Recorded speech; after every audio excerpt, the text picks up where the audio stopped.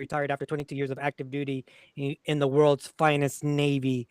During my tenure, I was involved in the Battle of Al Nasiriyah, and for my actions on that day, I was awarded the Navy Cross. And so up next is my partner, Nate. And I'm Nate Emery. I'm your token grunt. 33 years in the DoD, 22 of them in the Marine Corps. Served enlisted and officer time, and my infantry combat tours were in Desert Storm in Mogadishu, Somalia.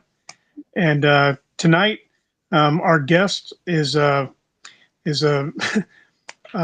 wow, Rob, and drawing a blank on your last name, Robert Scotty. Robert Yeah. Scotty Scott, who joined the Army in 1986, did 22 years of service, and he comes from a family with 240 years of combined family service across Army, Navy, Marine Corps, Air Force, and the Coast Guard.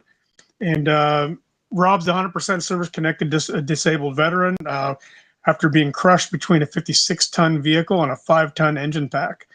Um, his active component tours, he served with the Big Red One of the 1st Infantry, 2nd Infantry Division, 3rd Armored Cavalry Regiment, Joint Task Force 6, where I also served, and the 1st Battalion, 75th Ranger Regiment. He served during the Cold War, the War on Drugs, and the War on Terrorism, and also conducted personal security assignments with members of Congress. He's proud father of 9 children and 9 grandchildren. And Rob has an MBA from the University of Phoenix. And he currently works at Honor Box as a builder after his best friend, Sean Bertoff, presented the vision of honoring veterans. Rob helped him bring Honor Box Studios to life. And next is going to be Doc Barry, and he's going to tell us how he came about getting Rob on the show today. Hey, folks, I'm Andrew Barry, also known as Doc Barry. I'm a psychologist and psychoanalyst, and I specialize in working with veterans and first responders battling post-traumatic stress and related mental health issues. Um, so anyhow, Sean Bertholf, who is in the studio audience right now, and I believe was on with us before, thought it would be a good idea to introduce Scotty for coming on with us. And we had a conversation online, Zoom call, several days ago. And evidently, Scotty liked what he saw. He liked what he heard. He has seen our YouTube channel, and we appreciate you coming on with us. And first, before I go on, I don't see, sorry, this is a technical thing. I see the live icon, but I don't see us being uploaded to YouTube. Can you guys see that? We are good on that. Yes, Doc. Okay, sorry for the interruption. No So worries. anyway, Scotty, you said you had a statement to read to get yourself going. By all means, have at it. Well, first of all, I mean, I asked a couple of my closest friends to join me here to help me with moral support on this. I will say this before I read this statement that for the past couple of days, Doc, that my gut's been in a wrench over this. This is really basically the first time I'm going to speak about my story ever in public to anybody. So I'll go ahead and read the statement together. I mean, I'm all over the place on this because I'm learning the tools and process of being able to deal with my PTSD and everything. So the man I am today, the father who shows up, the one who knows what it means to be present, the man that is not the one you're about to hear about.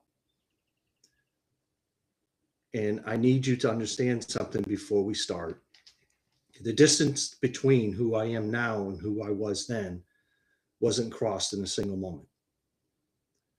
It was crossed in some of the hardest and most humbling moments in my life. What I brought home from the places I've been wasn't just memories. It was the weight, a weight that I couldn't name, I couldn't explain, and for sure hell could not control. And the people who paid the price for that wasn't enemies.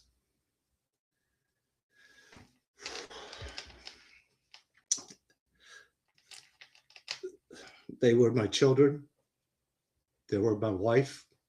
They were my family. The ones who, and I couldn't love myself. The ones who had survived the version of me that I am not proud of. PTSD doesn't announce itself. It just quietly dismantles everything that you love.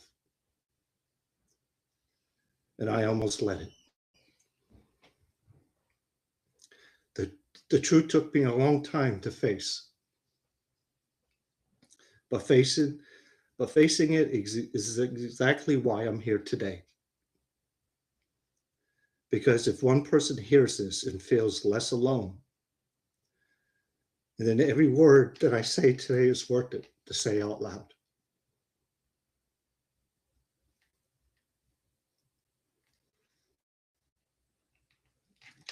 And you just want me to get into it? Before we do, I forgot to just mention a little bit earlier.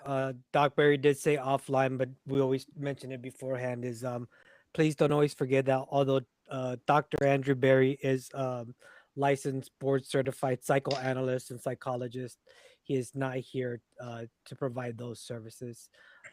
Doc Barry is just here to help us more with the technical aspects of the issues and the things that we talk about here, and also to ensure that our fellow brothers and sisters that come onto this show have a nice safe space and a friendly face that they can talk to.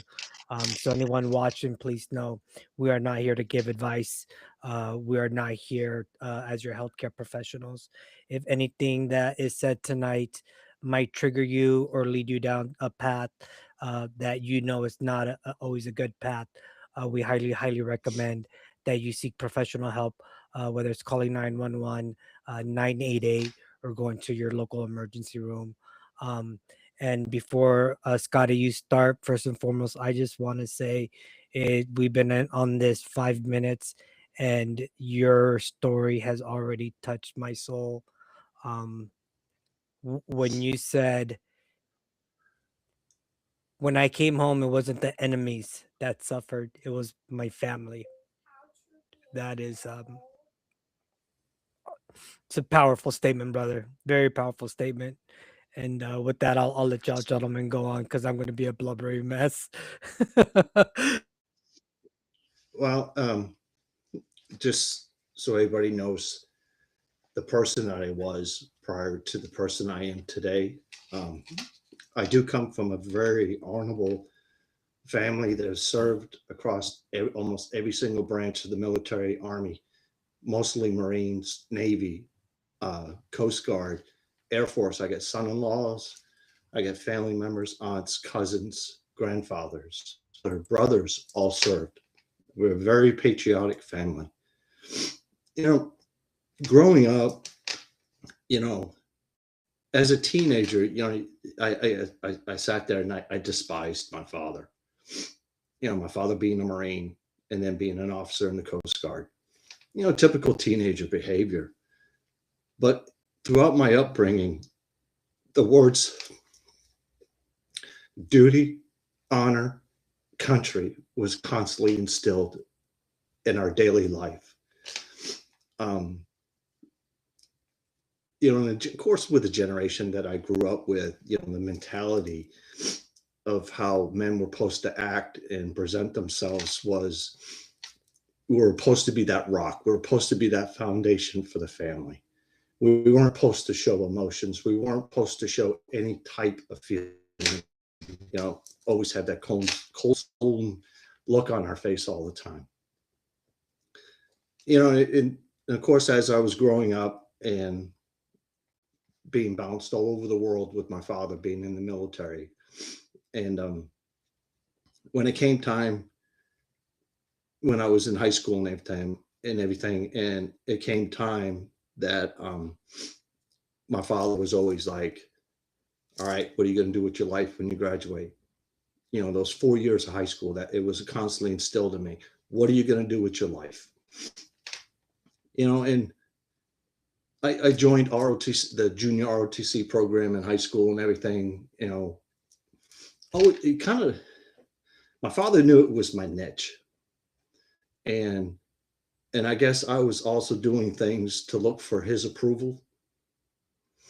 And then when it came time for when I was getting ready to graduate, my first impression was I was going to join the Marines to follow the rest of the family tradition. And that's when my father sat me down for almost 3 days straight in his office. Couldn't leave it. The only time we were allowed to leave was use the bathroom. My mother brought us food.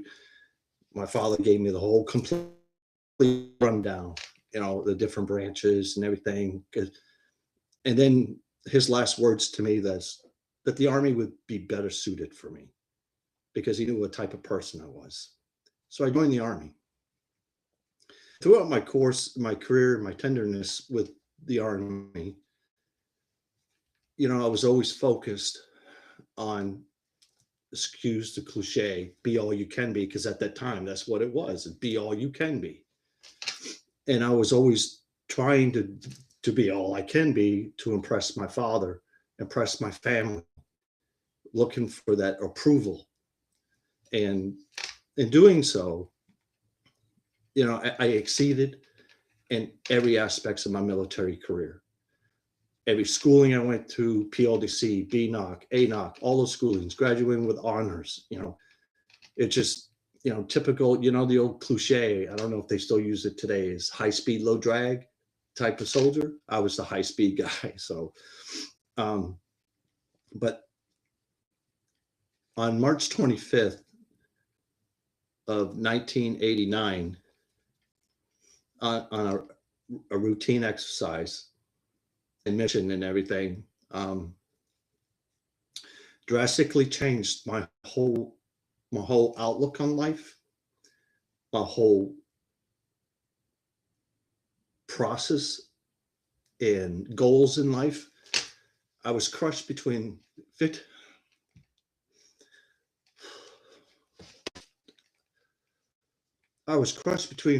tons and 5 tons. It was the 56-ton vehicle was a recovery vehicle that has like a dozer blade on the front.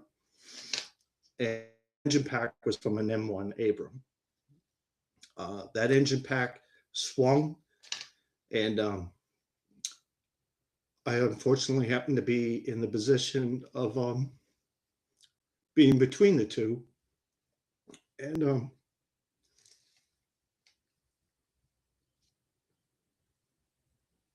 at that point in time, my mentality at that time is like, oh shit, this is going to hurt. But reality was, I watched my whole life flash in front of me. My wife, my children, and the grace of God that my best friend, Phil Ross, was there to help me get through it. Stayed with me the whole time throughout the process. I mean, I have come to gain highly respect for anyone that serves in the Special Forces units, especially as a medic. If it wasn't for that Special Forces medic that got on site,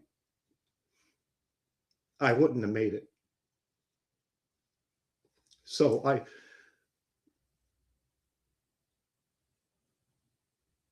I respect those guys to the utmost. I can't even begin and be humble enough to be able to say, I have tried to search for that warrant officer that saved my life. And to this day, I have not been able to find him. But after the medvac came in and got me to the hospitals, I remember waking up in the hospital. I don't know where I was at that particular time, but I remember turning my head to the side and seeing my wife and my daughter standing there and watching the reaction of my daughter and my wife.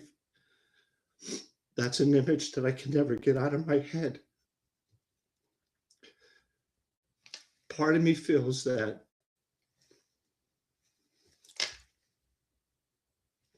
I was so focused on a career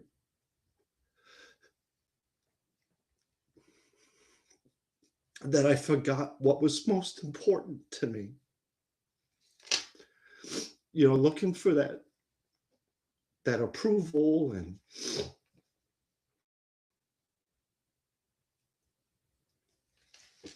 then after I had my surgeries and everything else, and I'm sorry, I need a minute. Take your time, please, and no need to apologize.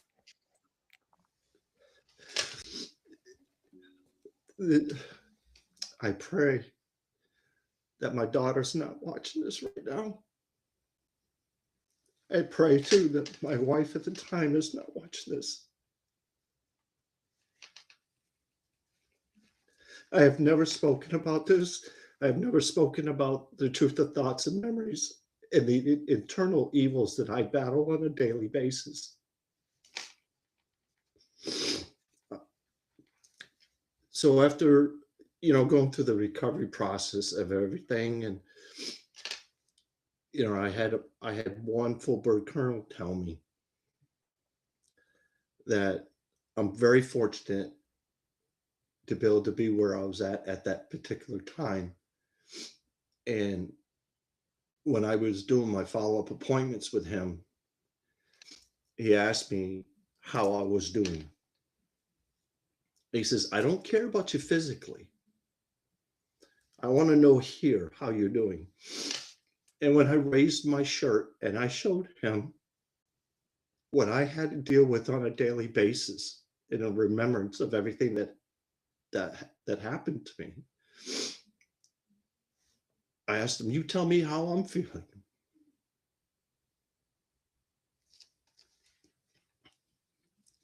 You know, if it wasn't for my daughter,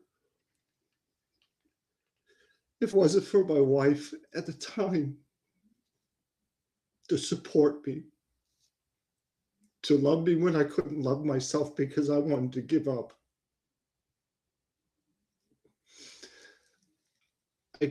I wouldn't have been getting to where I was getting in my career. You know, and then when I finally had to accept the fact that my injuries were affecting my job performance, I had to come to the realization and eat the crow and be humble enough to say, it's time for me to move on. It's time for me to pass that torch to the next guy.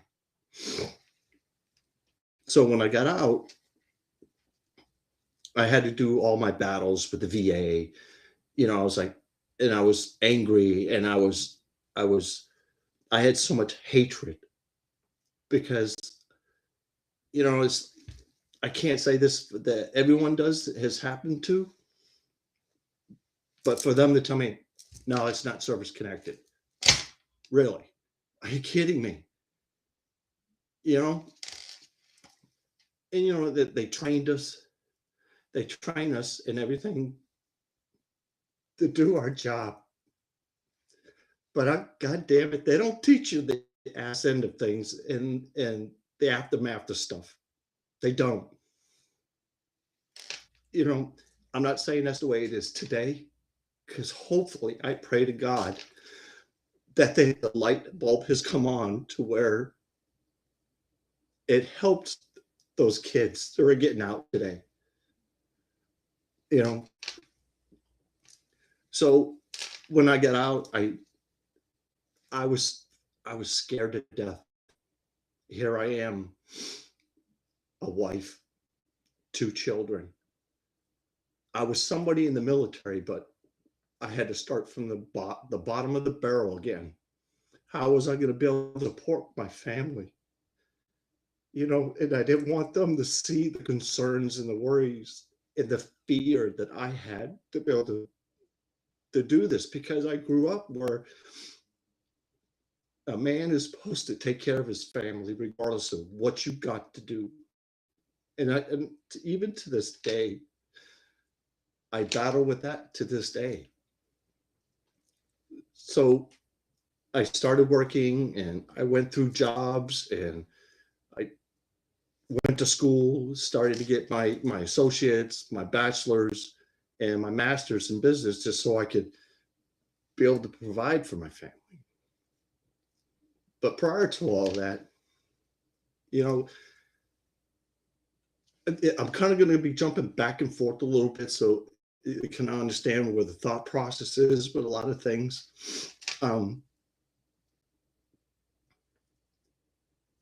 When I got out and I was doing all of this, once again, that mentality of being able to succeed and be able to provide for that my family, again, I forgot what was most important to me. That was my family, my wife, my children. You know, and I didn't come to realize a lot of this stuff until after, you know, I'm on my third marriage. I'm on my third marriage. And I look at my second marriage as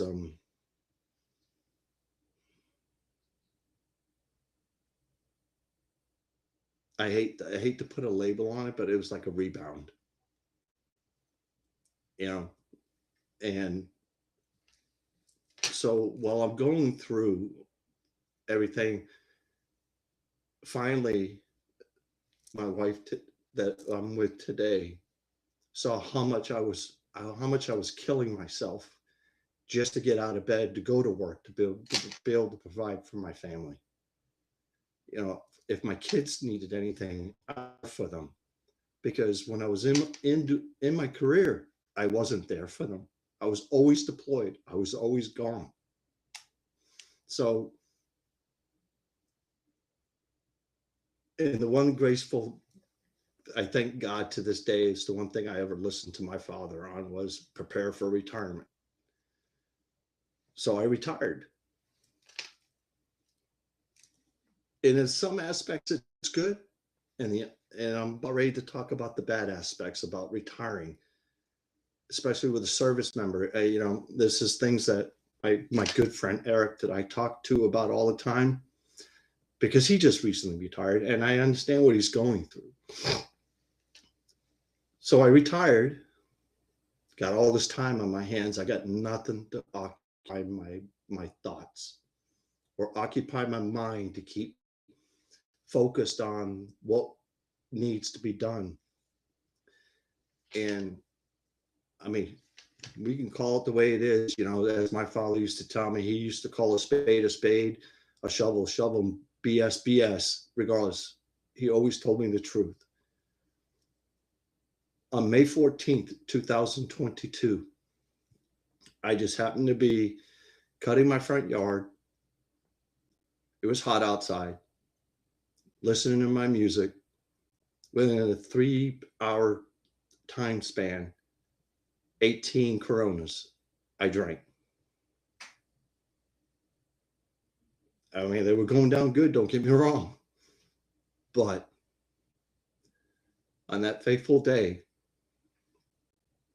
when I sat down to take a break from the heat and sweating and everything from cutting my yard, as my therapist explains to me, it's almost like what they call a blackout.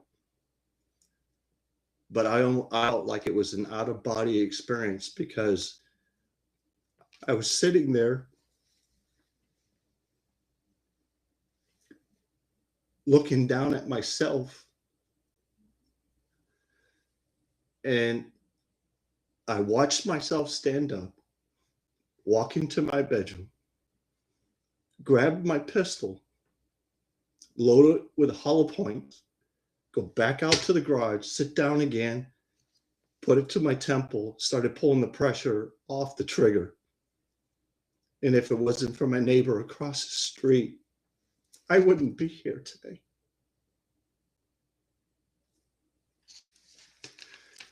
what brought about all that was when I was sitting there taking that break, looking at that yard, thinking to myself, I have a young man that could be cutting this yard for me because how my physical injuries don't allow me to do what I'm used to be able to do. And then from there, my whole first marriage flashed in front of me, how much I was a failure, how much I failed her, how much I failed my kids, how much of a failure I was as a father, husband, friend, companion. I was so embarrassed of myself. And it's these thoughts just kept running through my mind.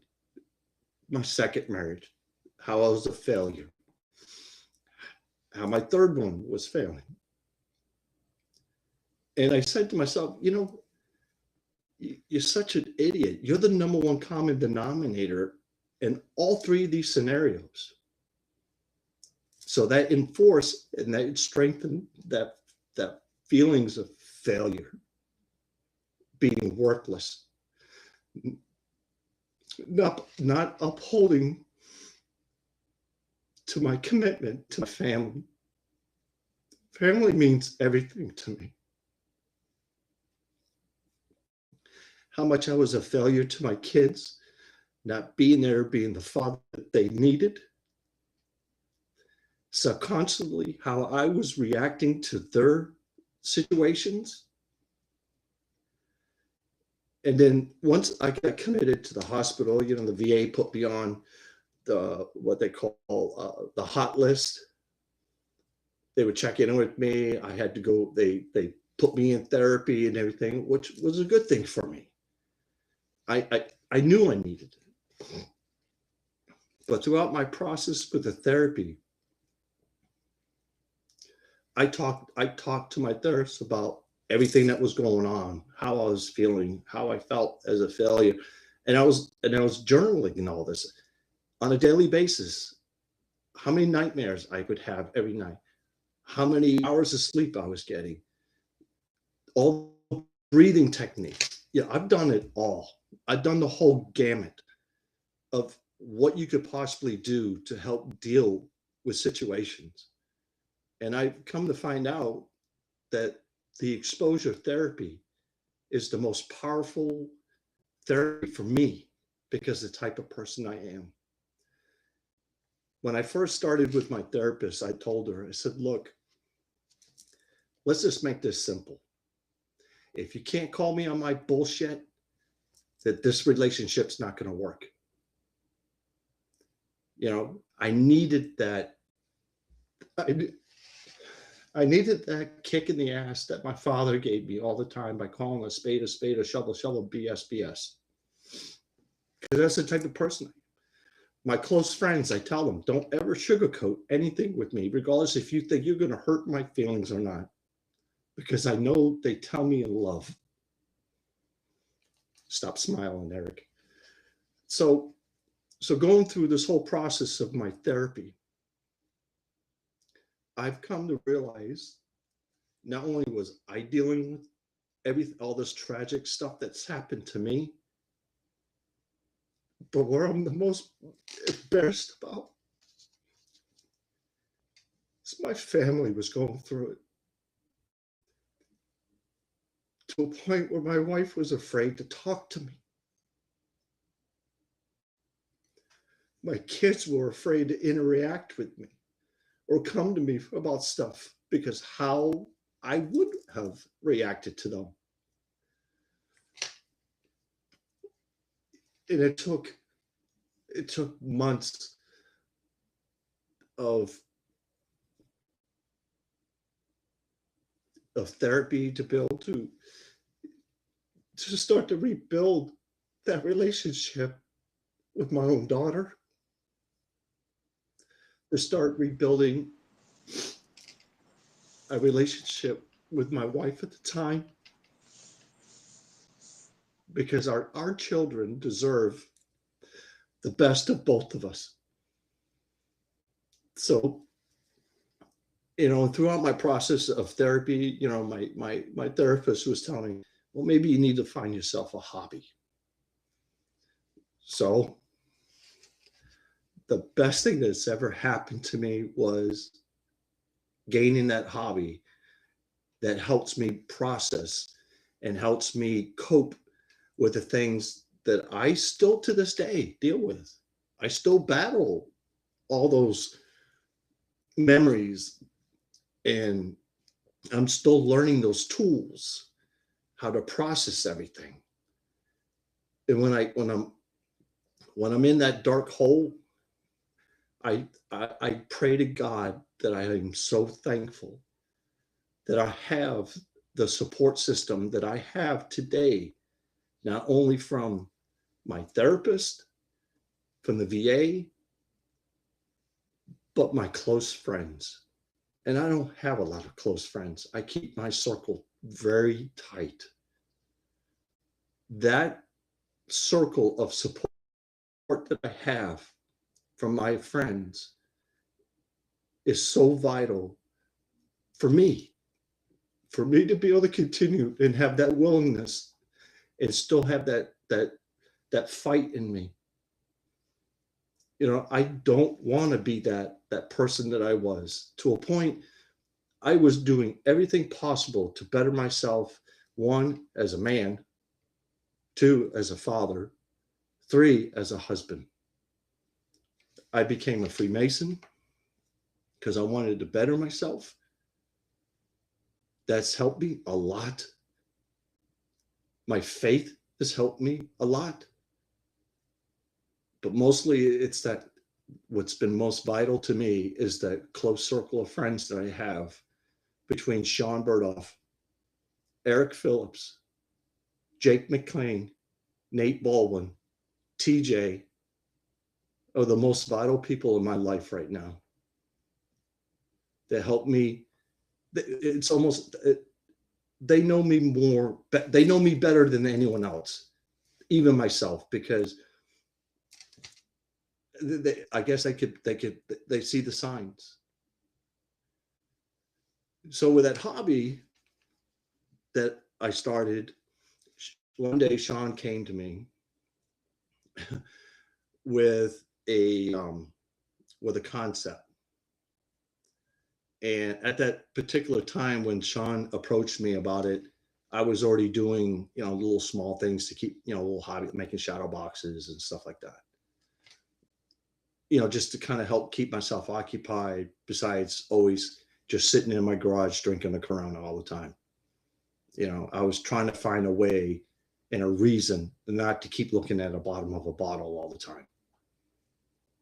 I mean, I've hit that bottom a lot of times with those bottles. So it's like, and I got good friends that say, maybe you should stop, and I thank God I have that. So Sean came to me one day and asked me if I knew what an honor box was. And you have to excuse my French on this one, but my direct answer was, who the hell do you think you're talking to? So, and then from there, we developed and brought together and executed what we call Honor Box Studios.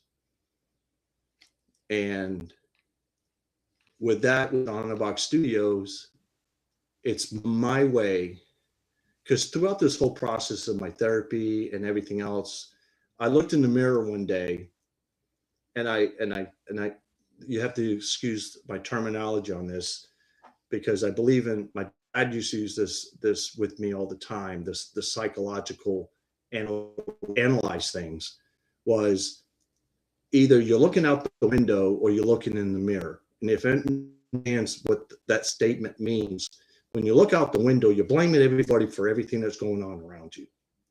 When you look in the mirror, you're trying to figure out and you're trying to pinpoint what part of this problem you're responsible for. So that one day I looked in the mirror and I says, either I can be part of the problem or I can be part of the solution. So I decided to become part of the solution. And not only do I fight through the truth of thoughts and memories of my PTSD and everything I dealt with, where I was failure. People tell me, you're not a failure. You should be proud of this. But that's an internal battle that I fight on a daily basis. So Honor Box Studios was brought about to where we honor veterans and their legacy, of their careers.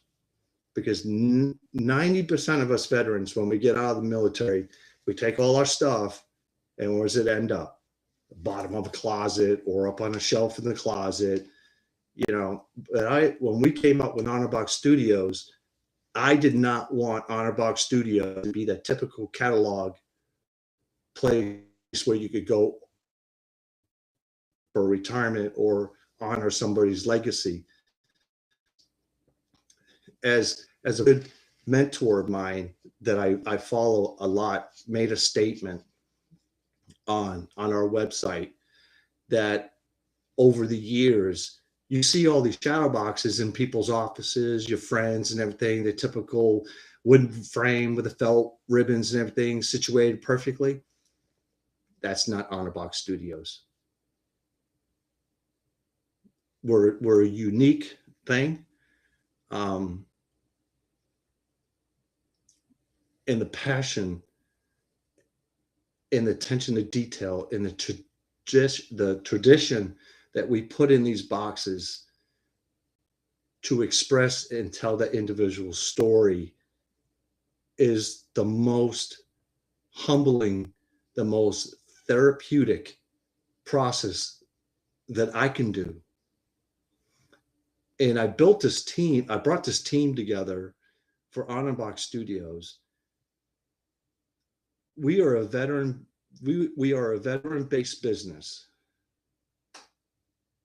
Family members of veterans are a part of our team and our mission, and everyone knows that the passion that I have when we do these boxes and we try to tell that individual's story helps me with the process that I need to do to continue my role and my path of recovery. And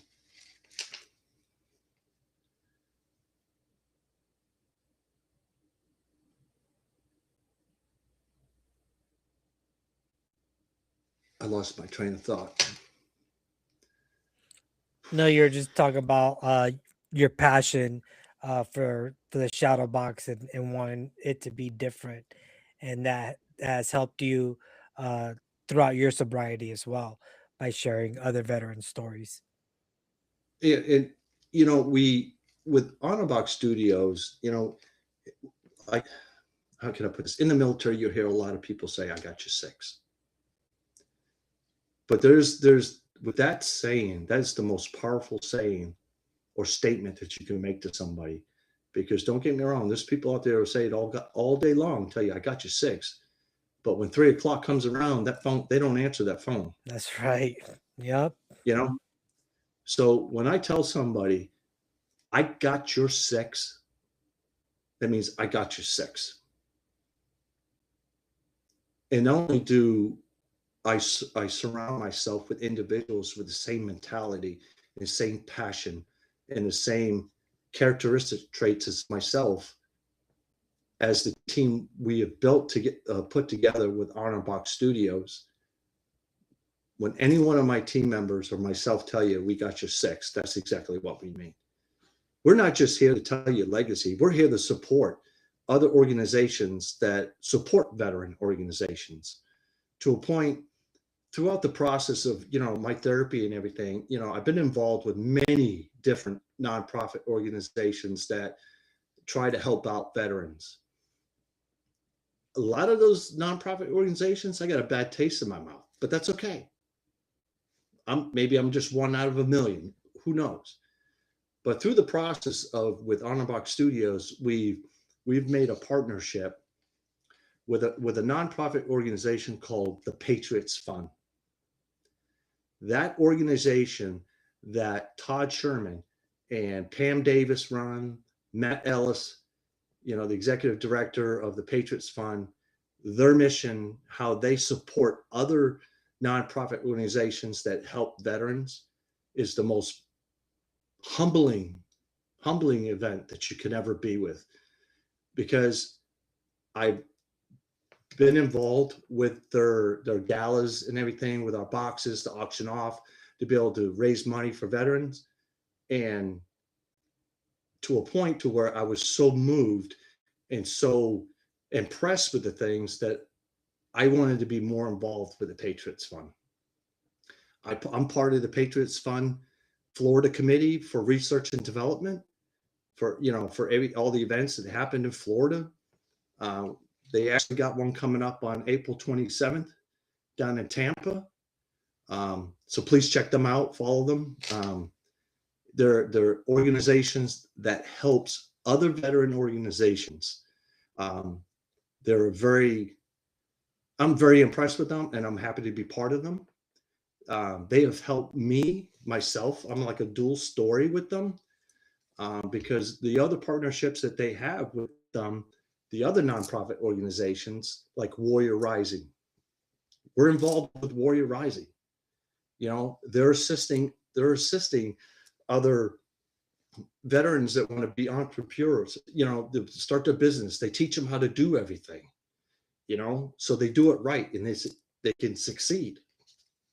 So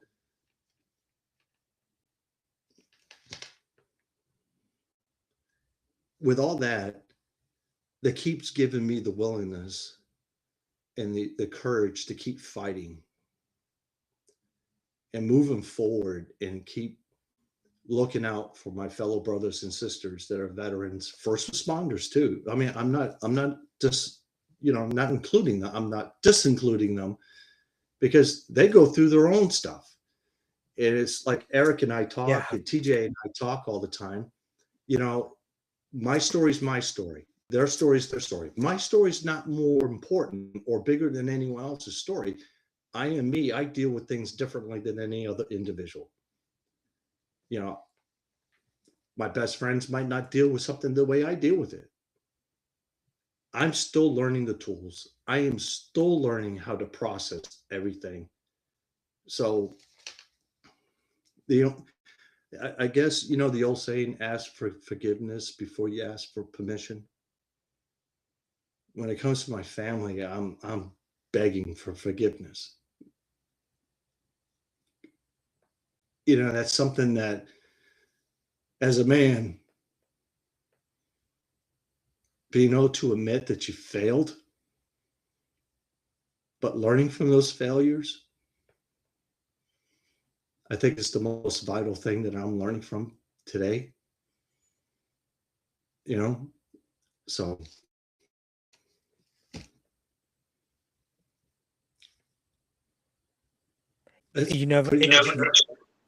If I may propose a question, right?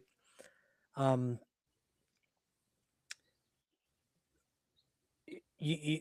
hear you speak a lot about, what you feel were your failures as a father or a husband during certain episodes of your life, right?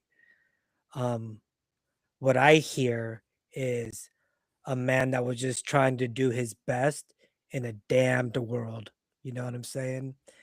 And recognizing the fact that, yeah, you probably could have done some things different and a little bit better is what makes you a better man today.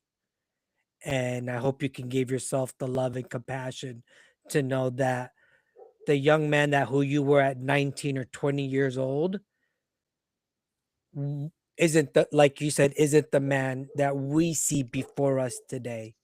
That man that you feel that you truly are now, and that you're honoring your kids and your family now, right? And it is just very unfortunate that it seems like the families of first responders and the families of veterans, active duty service members, unfortunately get the brunt end of, I wouldn't say necessarily our failures, but sometimes our lacks, because sometimes our picture, right? Like you so beautifully said, Scotty, you know, when you first join the military and you're a young E1, it's like, all right, how do I make E2? How do I make E3? Now how do I make 4? Now how do I make 5?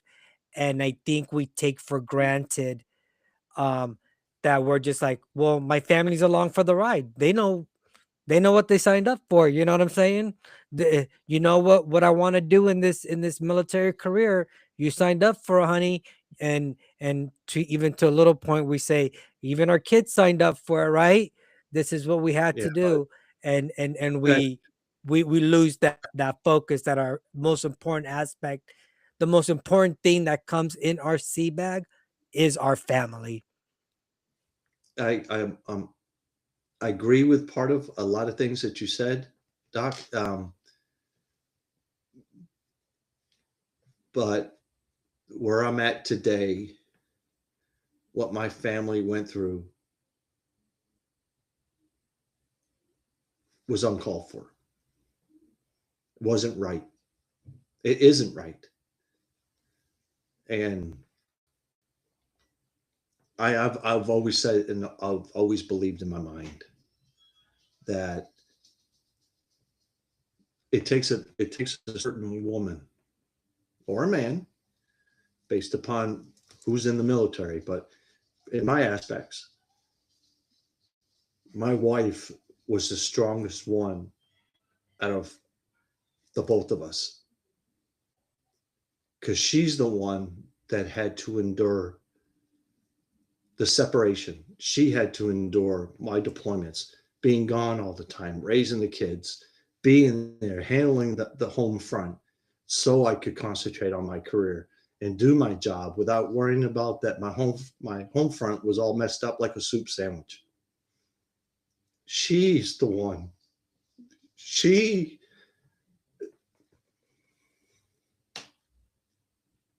And the way I treated her subconsciously,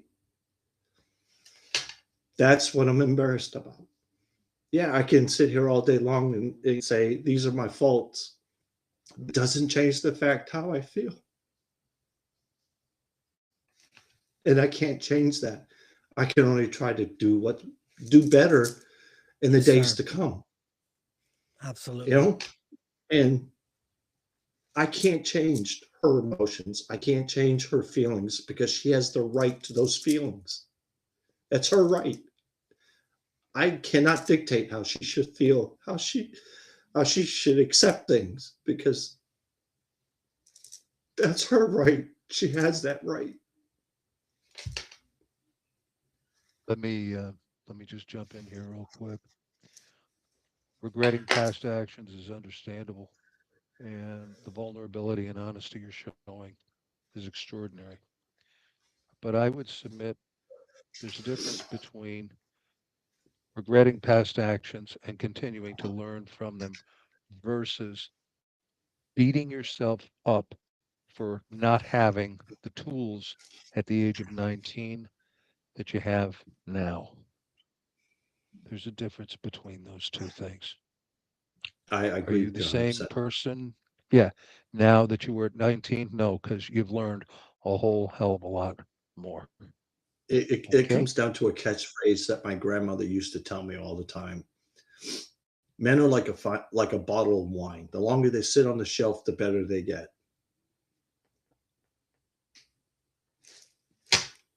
You know, I guess I'm just getting better as age, but I lost a lot in the process. And that's where my frustration, that's where my anger comes from, because I lost so much, that I was so clueless. I could sit here and blame it on the generation error too.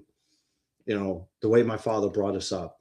You know, like I said in the beginning, I despised my father, the way he was. But after having kids, growing up, and the months go on and years go on, I started understanding my father's madness behind things. And subconsciously, I was doing that to my own children. I always promised myself that, you know how we always make that promise, oh, we will never raise our children the way we were raised. Well, My daughter had a favorite phrase that tells me all the time, Dad, take the drill sergeant hat off. You know, because I'm always that stern person, you know, trying to guide them. And throughout my process after I got out of the military and I started working for an employer, it took this one employer to kind of turn that light bulb above my head. And he took me out back to the building in the company and said, Bob, you know, I was going by Bob at the time. He told me, he says, Bob, you're too militant.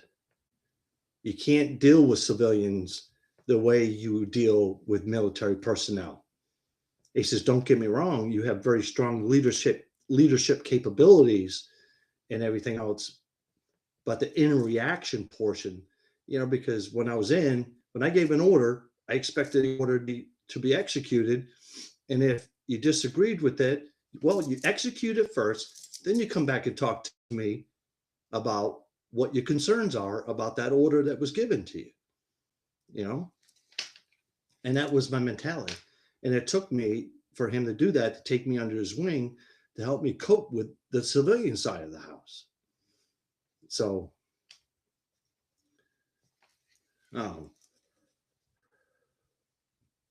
but I hope anyone that's out there that's watching this, I personally want to tell you right here and now, coming from me, from the bottom of my heart, you're not alone.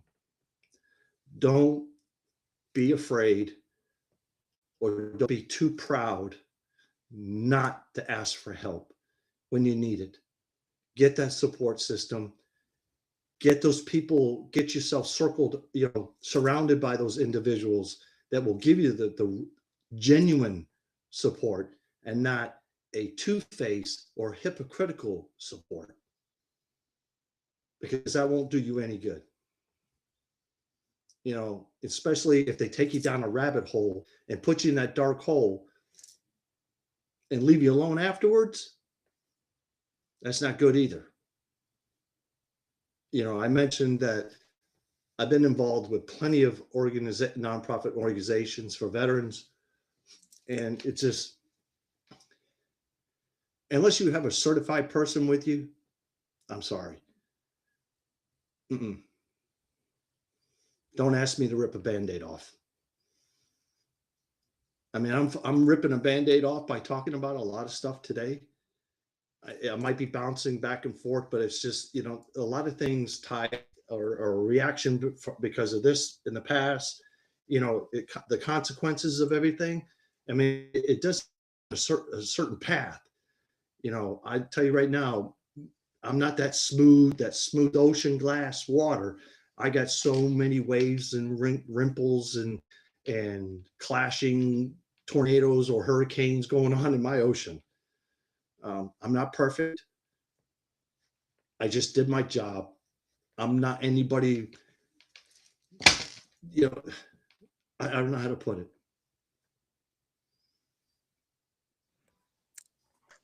Hey, Rob, first thing I wanted to say is thank you for the level of honesty you've been showing with us today. 3-4 years we've been doing this. I understand the road here has been extremely difficult and by no means smooth, but the level of self-awareness that you've shown, that you've developed over these years, trying to figure out how you got where you're at and how to heal from here and go forward, I think it's going to help so many people. Because,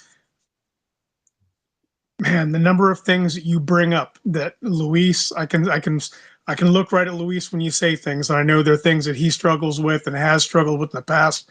Same thing with me, and I'm like, you're speaking to so many people you don't even know right now. And I just thank you for your strength and the courage to come on here and lay it all out, even when it still hurts. And I think that's exactly what people need to see, right? They don't need to see the person who's so healed that there's no sense that they were ever injured before. seeing you on here in the midst of your pain and sharing that with everybody and sharing how you understand where you came from, yet you still have struggles, I think it's going to be extremely helpful for people and show people that they can muster the strength to do that first step that's so impossible, to ask for help. And I just Oh wanted my to thank God. you for being brave enough to come on here and do that. It's a whole different kind of bravery, and to share even, that how your marriage and your children were latent casualties of the things that you went through. A lot of people don't understand that. And I think you sharing this is going to help others see that what they're dealing with, they're not the first ones, they're not the only ones, and there's others out here like you and like them that they can talk to if they'll reach out. I just want to thank you for that. You're welcome, and I'm very honored to be here today. Um, I'm telling you right now, even while I'm talking about this, I'm fighting back a lot of emotions. Because my good friends tell me, before I came on here, they said, "Just breathe, Rob. Just breathe." And I'm taking a lot of deep breaths here, but I think I'm not trying to underplay anybody's condition. I'm not trying to underplay mine at all. But I can't emphasize enough that throughout the whole time I had those blinders on because I was so angry and I wanted to give up a fight. And I'm tired of, even today, I get my days to where I'm tired of fighting. I'm just tired. I'm tired of fighting with this crap in my head. I'm just completely tired of it. And there's days it's just, if it ain't for Eric, or isn't for TJ or Sean or Jake or Nate, my good friends, my Bill across the street from me, if it wasn't for these guys to just kind of just pull me out just enough so I can keep my head above water, breathe, where I can say, okay, fight, regardless of how big or small the fight is. But I guess my point where I'm all trying to get across here is as we, the service member, or the first responder, go through this, my only best piece of advice that I could give another fellow brother or sister or first responder is get rid of the freaking blinders. Get rid of them. Because the damage going on outside those blinders is the most heroic damage that's going on that you don't realize subconsciously that's happening. And that's your family. Not only are we going through it, but your family's going through it too. They might not understand what's going on with you. They might love you enough to want to understand what's going on with you.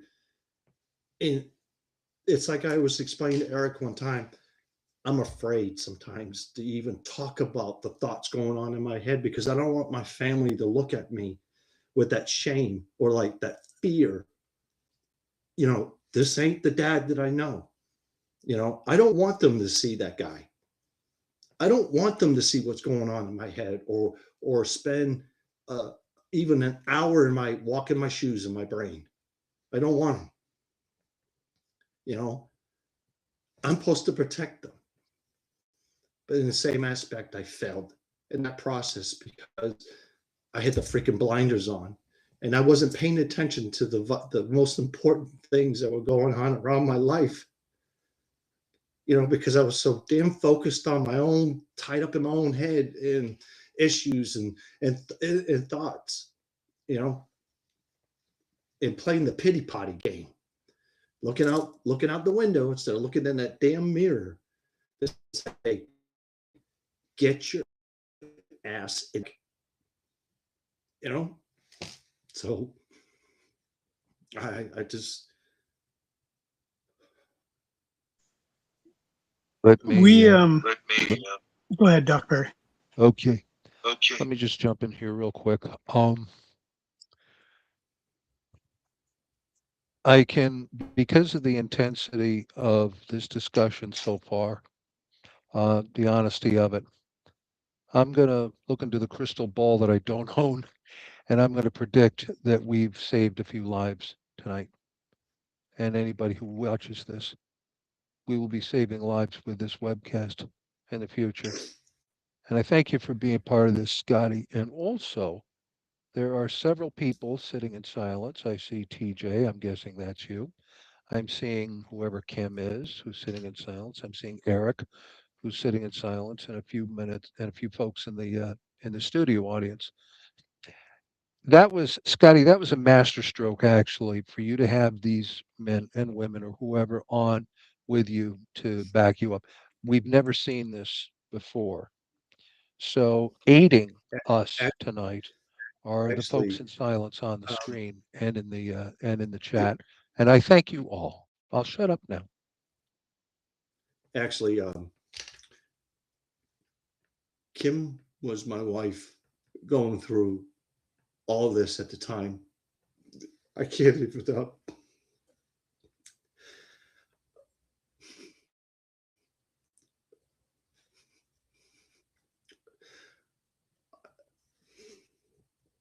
I'm sorry.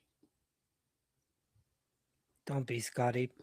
Take a moment and gather your thoughts and your breath while I share something real quick, if y'all don't mind. There's been a lot of words that you have spoken throughout tonight's podcast, and just to share a little bit about my background as well, as I am actually in the process of wanting to be another Dr. Andrew Barry, and I'm actually in psychology school right now. And my capstone project that I actually introduced is basically where the VA and the DoD have fallen gaps into what we now call moral injury. So back in, I want to say 82, if I remember my research paper correctly, and I forgot the doctor's name, was the first one that ever coined the term PTSD. Never, we never had coined that term before. It was always shell shock, trench warfare and things like that. The long stare. Well, it wasn't until 2009. So you're talking not even 20 years ago. We finally coined this term called moral injury. I put I put the link to the APA website that talks about moral injury a little bit more. That way, you're not just hearing it from me. Whoever sees this later can pull it up and read it even more. But moral injury deals with things like guilt, deals with things like betrayal. It deals with things like perpetration, which is we saw it a lot in I think we saw it a lot in Vietnam. I wasn't in Vietnam, but where you hear of like a unit gets told by their commander, we're going into this village and you mow everyone down, women, children, doesn't matter, right? That's perpetration, things like that. Betrayal. So there's a lot of things that deal with moral injury that actually, believe it or not, have been found um, to have a 3 to 6 times greater risk factor for identifying veterans for suicide than any other study that we have out there. And everything that you have spoken about, when I hear you talk about, I feel like I failed my family. I feel guilty because of this. These words that um, I'm hearing a man that's dealing with a lot of that moral injury. And I say all of this to let you know that, man, we just coined this word in 2009. We have a lot of learning to do on how to help each other heal. But these are the conversations that we need in order to to start that healing process. So thank you for sharing your story. Uh, you're welcome, and I agree with that 100% because I agree. I'm firm. I'm firm on this when I make this statement that across the United States, we are failing when it comes to mental health. Period. We are failing. The VA is failing. I'm going to tell you straight up, they're failing. I'm going to make this bold statement when it comes to the VA. They don't want me to restructure the VA. They don't. They don't want me to be the voice of a veteran in front of Congress for against the VA. In one shape or form, I wish they would, because some of the people that sit up there that we pay to sit on that Capitol Hill and everything, that make the pencil pushers, that make the decisions for us veterans, they need a reality check. Period. Some of them don't even need to be sitting on the committee. They need to completely strip the whole VA system and, use the old Ackerman KISS. Keep it simple, stupid. Not all this complicated stuff.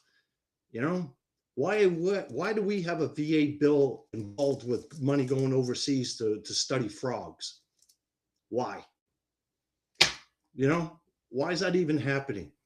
The pencil pushers to believe, I'm sorry, I don't want to go on the soapbox with the VA, because I am a strong veteran advocate when it comes to stuff, when it comes to the VA.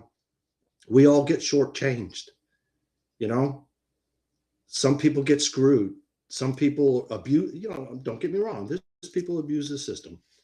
It's everywhere. That's reality.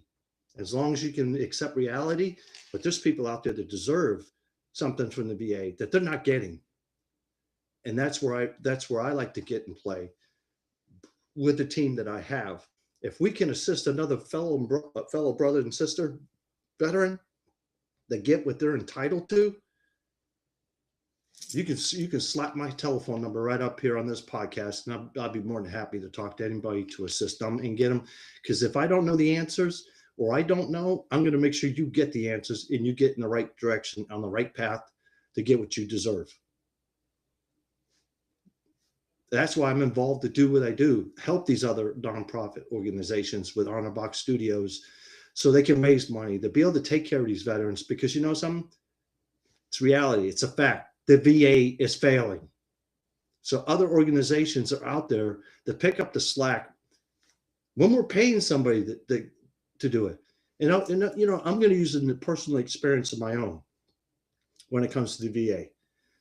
I went to the local VA clinic here where I live,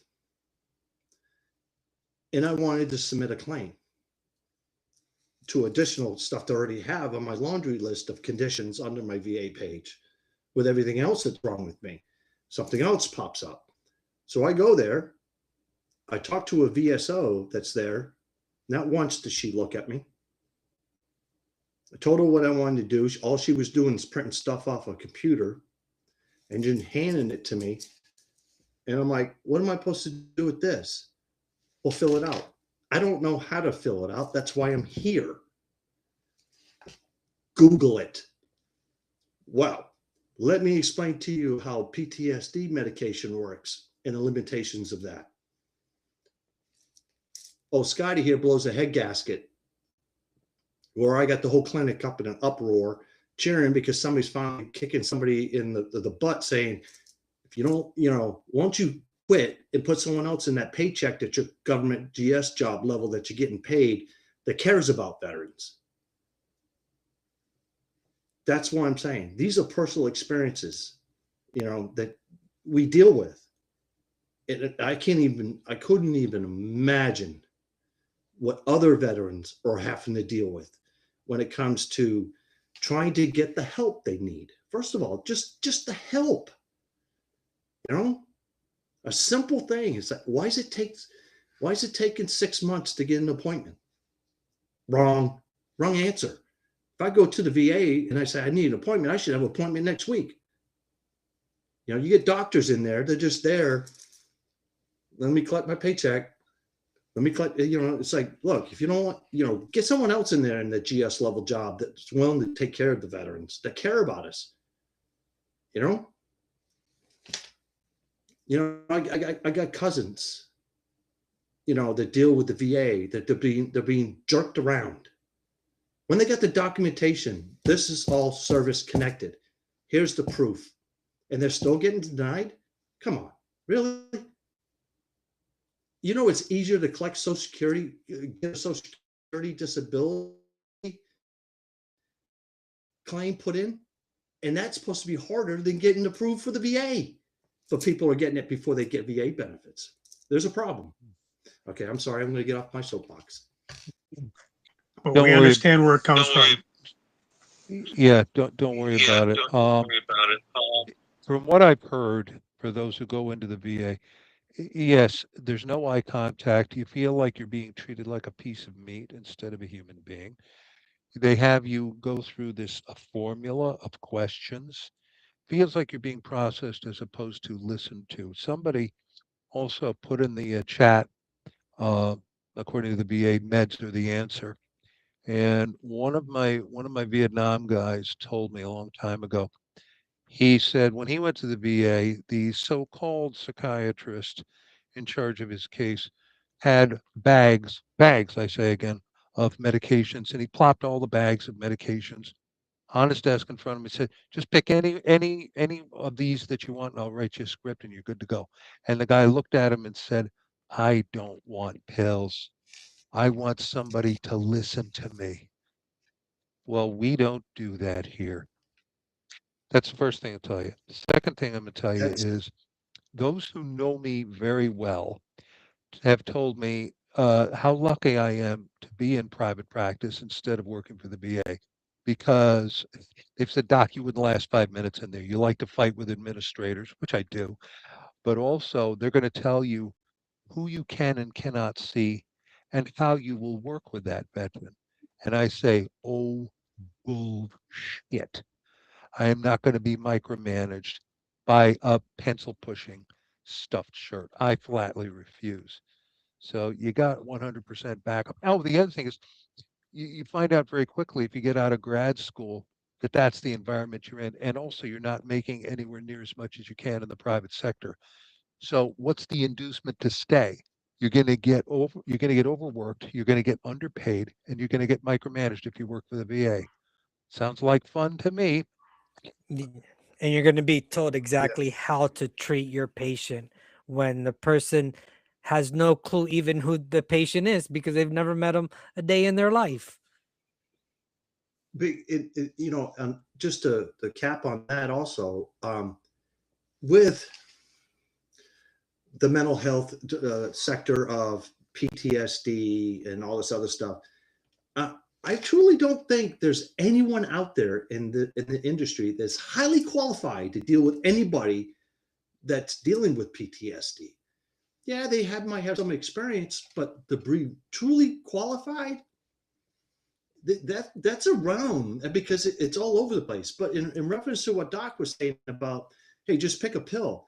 I could take a picture of my medicine cabinet right now in my own bathroom and show you the pills that the VA's got me on, from all kinds of stuff: sleeping pills, nightmare pills, night sweats, anxiety, depression, PTSD, blood pressure. I mean, all kinds of stuff, and it's like, really, all they want to do is write you a script. They're just a cattle call.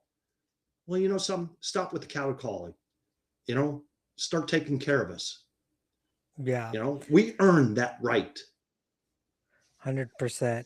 So I just put up the link to the moral injury stuff that I was talking to you about, because in there it also talks about exactly what you're talking about, Scotty, is that, believe it or not, um I'm also a big critic of the VA, because I expect a certain level of care from them, right?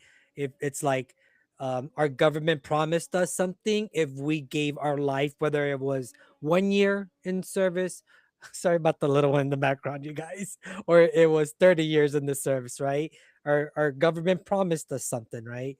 And so one thing the VA does really, just to make a point on that right there for you before you continue on. I'm sorry, apologize for interrupted. We all signed that blank check. yeah, absolutely. We all signed it. Yes. We all agreed. We gave them what we knew what we were signing up for. We gave it to them. We did what we were told to do. Now it's time for them to get payback. Exactly, right. And so and that's exactly where I was going to get at was, believe it or not, the VA actually does a really great job of identifying PTSD and actually even does a really great job of treating PTSD.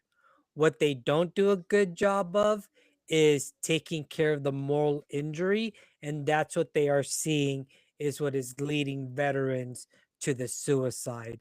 So the PTSD, they're coming to actually realize that yes, it's a very real thing. But when we're talking about people that are dealing with, well, some people might say, I've been dealing with PTSD for 14 years. You probably haven't. You probably dealt with PTSD for about 6 months, and the rest of the shit going on in your head is moral injury that no one has been able to help you with because they don't know how to, basically. It's a really Yeah. interesting study. For Amen. y'all that like look like to read. I just got a lot of feedback. But anyways, for y'all that like to read any type of studies like that, it's a really good study that talks about the big difference between PTSD, anxiety, depression, and moral injury, or what they call um, probable morally injurious events (PMIEs). So yeah, anywho, but yeah, it's an interesting study. I'll agree with that. Hey, Rob, I was Somebody's got it. there's a couple things you said earlier and something from your bio. You mentioned that you're in Freemasonry. You've mentioned God a few times, and on this webcast, we don't debate religion, but when the guest wants to speak about religion, we're open to it. And so feel free if you'd rather not, or offline you'd rather talk about it there. But I'd like to offer something for you to consider along the religious lines because you sound like you're a Christ follower. Am I correct? Yes, sir. Yeah. Um, you some of the things you've mentioned are very familiar. Um, you're aware of where you've been and you understand where you want to be, and it sounds like you're white knuckling to steer it in under your own power and under your own control to bring it in. And I'd propose that you consider spending a little. I don't know how much you already do, but maybe focusing some bit on your relationship with Christ and giving it to Him. There's a lot of things I understand you've not forgiven yourself for, and I can understand why you don't want to. But you've already been forgiven by the one that matters most. And I think that if you are having trouble getting further along in your healing and and getting into a new identity that you can move forward in, that you consider chasing after the identity that God has for you and the promises He has for you, so you can leave that behind. Because I feel like the enemy is using your past against you, and he's keeping you in it, and he's keeping you separated from God in certain ways, and that's what, for me, that's what spins me around and will sidetrack me for months. Is here's what I did. I messed up. I could have done it better and I didn't. And I should never be forgiven for things. And then what happens when I do that is that I forget who God's calling me to be. And then I'm just completely focused on all the things that I can't change anymore. And usually it takes another brother, another veteran and Christ follower to snap me out of it and help me look in the right place of where my value actually comes from. And so I'd offer that to you, and maybe that could be something that might be helpful for you. And if it's not, I understand. I'm a former atheist myself, um, but I'd be more than happy to talk to you more about that offline if you want, or um, you know, or not at all. If you'd rather not, I'm okay with that too. I'm okay with talking about. We got an echo. That's my mic. I'll turn it off. Oh, I don't have a problem with talking about religion. My only issue when it comes to religion is that I have my faith. I am a Roman Catholic. So I have my faith in God. I exercise my faith with God the way I do on a daily basis on everything that I do. As a Freemason, um, where I have an issue when it comes to talking about religion is I do not push my faith upon nobody else.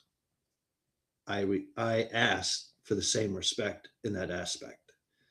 Everybody has their right to practice religion the way they want. That's why I don't have a problem talking about religion, but I don't make it a topic because I give other people the respect of how they practice their religion. Amen. Completely understand.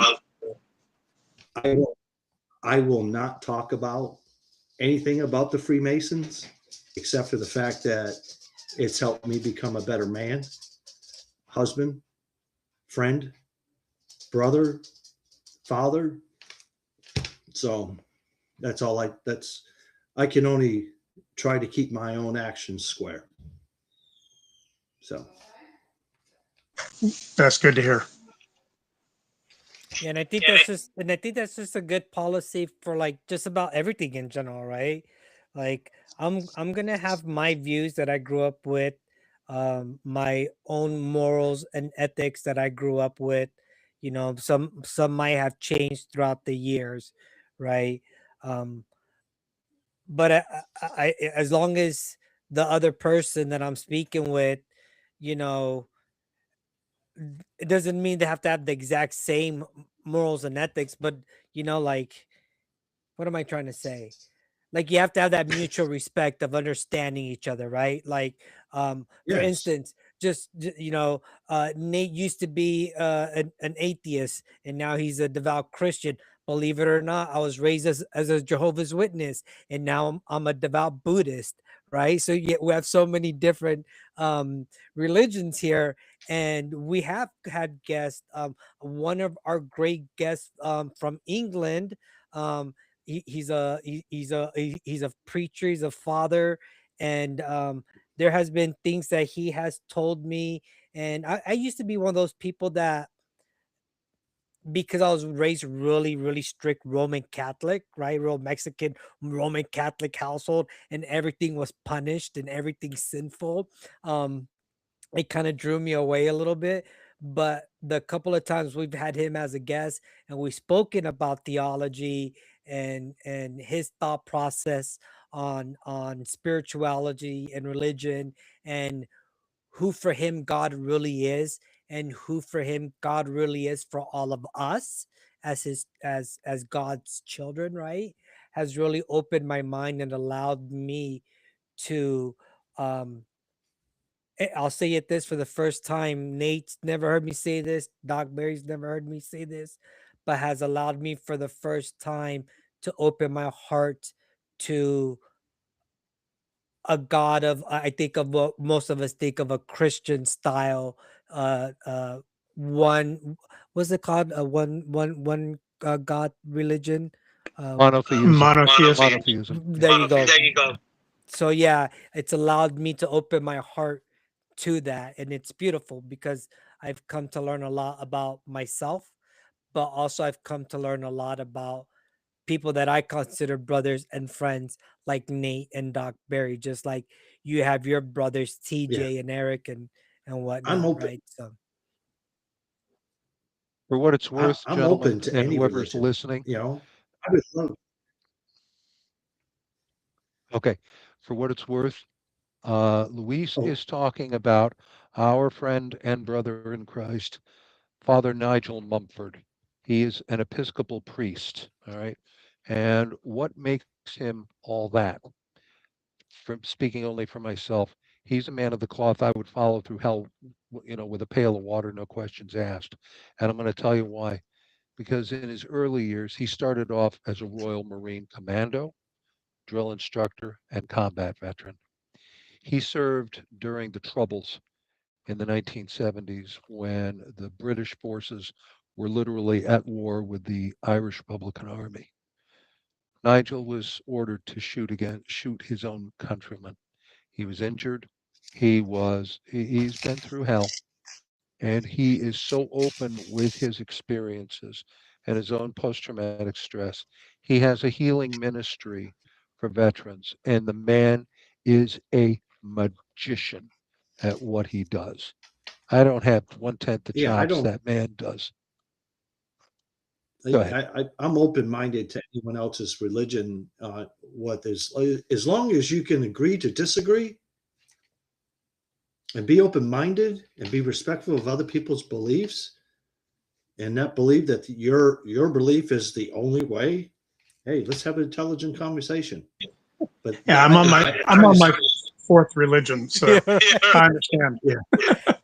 What was that movie that's- with when the soldier's about to die? He starts praying to every god and deity just to be on the safe side. That's gonna be me.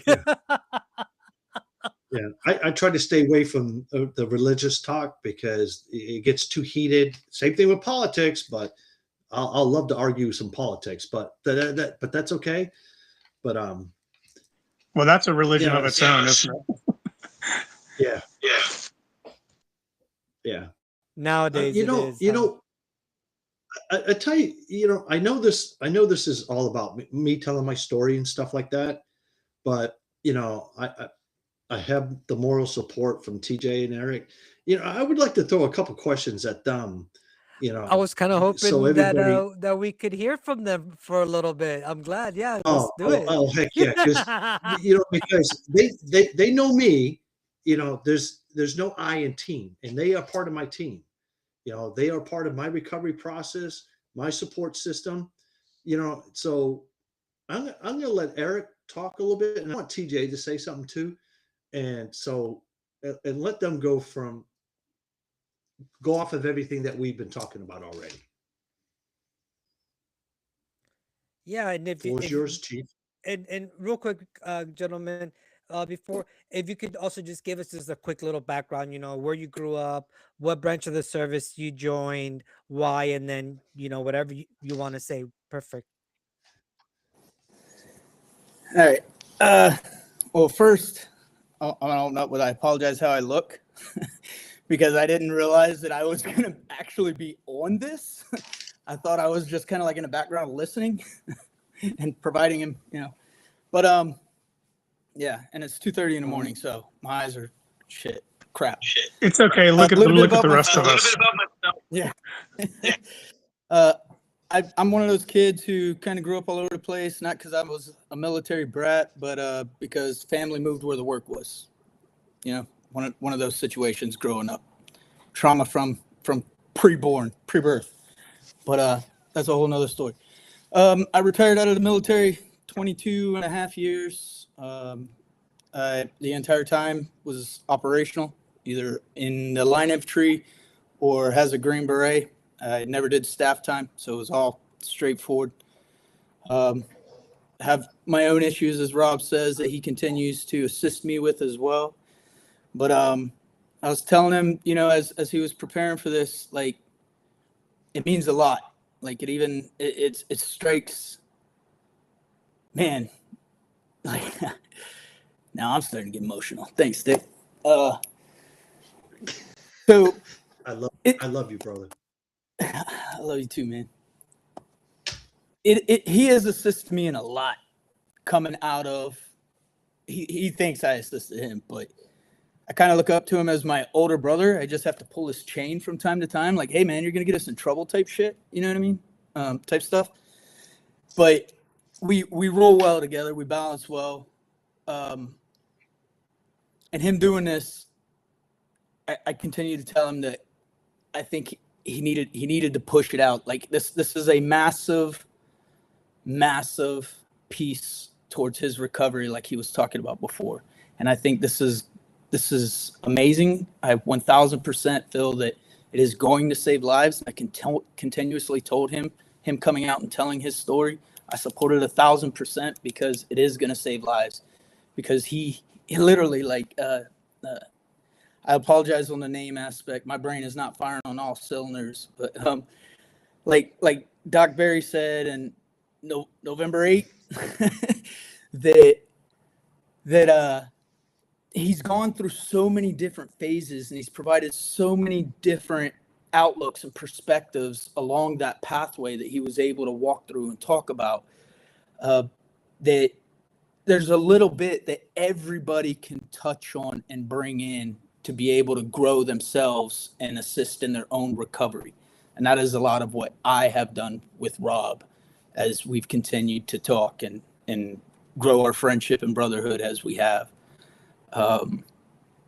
That's really all I'm gonna drop for my 2 cents. Yeah, the thing that we haven't talked about on here, but I think you guys are aware of it, is like, so when Rob is sharing this with Eric and TJ and Sean, right? The intent is to talk about it and to let it not weigh you down and so you feel better. But what we don't realize what we're doing when we start talking is we're spread loading the weight of that gear amongst our brothers. And they're helping carry that load along with us, because now it's not this secret that we've got stuff down in the bottom of our pack. And wait until this is over, Rob, and we're no longer live, and you sit back and it's all done.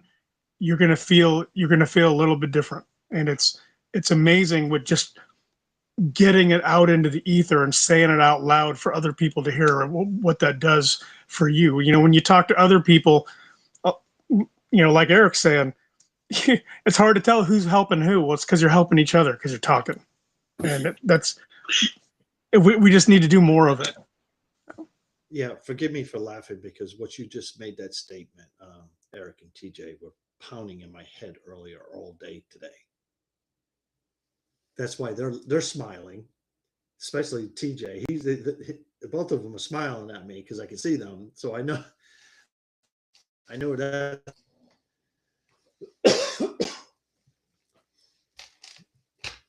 TJ, I'm putting you on the spot too, brother. Copy that. I guess right. Get on it. Sure. Theodore Sykes, I go by TJ. I actually met Rob, I think it's 3 years ago now.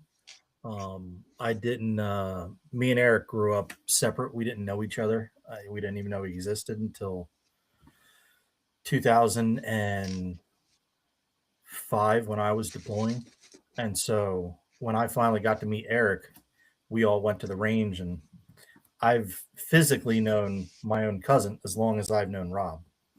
And as much as Eric and Rob likes to call us his surround sound, because I guess we're so much alike. Anytime he gets hammered, he's known Eric for so many years now, and they've had their coffee dates. They would call it first thing in the morning to get together when they lived next to each other, and they would have their like vent times and stuff. And I wasn't there for that, but whenever he brings something up and I hammer him, Eric will hammer him the same exact way. Maybe a few different words, but it's all out of love, and there's no room for BS. There's no band-aids in this household. We just tell you straight how it is.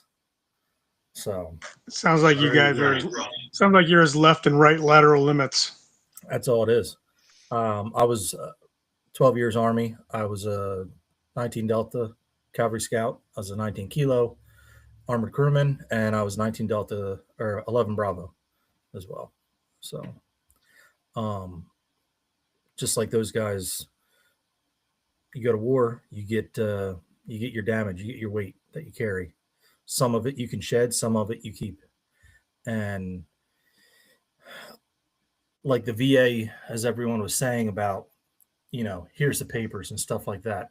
My first experience with trying to actually go and see a therapist, he sat there and picked his nails the entire time as I'm trying to open up to him. And that set me back. And I ended up doing most of my healing on my own because the VA wasn't going to help me in 2008 when I was home and stuff. And I decided I do need help. So I shut all that down. And it wasn't until a few years ago where I started my own healing with professionals and therapists and stuff like that. And so having these two guys has been crucial, and seeing how much passion this business we have that Rob puts into it, because he's not just the CEO. I call him the master builder because that's what he is. The masterpieces that he builds from just talking to somebody that he's never met and starting to take it and curate it and turn it into a legacy piece for whoever it may be. It's something that their grandchildren, their great grandchildren, I think can be around for 150 years. It's always going to be a time capsule of that service member. The dedication and the passion that he puts into it, he's putting a piece of his soul, because I've never seen a man with a bigger heart on his sleeve than Rob. And I gotta say, like, he cuts off a tiny sliver of that heart and puts it in every piece of work that he does. And as much as he loves doing it, I think he loves more the reactions and the appreciation that people are getting from the product that we're giving. He sounds like a sculptor, doesn't it? Yeah. Like it sounds very personalized, and I'm telling you, I'm going to be all over the website tonight trying to see everything you guys have done. Well, we're working on updating the website. It's right now, but we got a big rollout coming soon, so we can show a lot of the work we got. Yes. Now, I was going to say, it's too bad we don't have pictures of the work that you guys do, the boxes, the artwork that you made. That'd be great. That's the first thing that I was going to say. The second thing, as far as surrounding yourself with the right people, the right brothers, the right sisters, the right spouses, etc., etc. What that does is it makes the good times twice as good, and it makes the bad times half as bad. Absolutely. And I'll give one more example. So we did a Patriot Fund Gala in Philadelphia. And when we had what, 7 boxes at my house for that whole experience, but we only had 2 that we were doing there. When we went and we showcased these boxes, Rob had his son there with us. And when they saw how much money was raised and how much people appreciated the work that Rob put into this, after it was all said and done, we were all happy. Everything was phenomenal. We went outside, and seeing what his father does and the impact that it's making on people, they had a perfect moment out there where he saw what Rob does, and Rob saw the appreciation from his son. Not to get you choked up, because I know you're going to be, but they hugged it out, and it was a beautiful moment, which is exactly the type of art craft that we're looking to give. We're not looking to just make something you can buy off Amazon. We're putting dedication and soul into this. Yeah, there's a little bit of a backstory to that gala that we attended. Because once again, like my daughter tells me, take the drill sergeant hat off, because I'm very strict. The attention to detail processes that when it comes to building these boxes, this stage first before this stage. Don't try to jump the gun.